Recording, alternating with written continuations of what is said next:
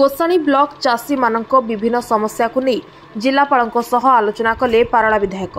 गजपति जिला पारलाखिमुंडी स्थित जिलापाल कार्यालय आज 11टा बेले गोसाणी ब्लॉक चाषी मानक विभिन्न समस्या को नहीं जिलापाल विजय कुमार दास सह पारला विधायक श्री इंजीनियर रूपेश कुमार पाणिग्राही आलोचना करथिबा सूचना रही।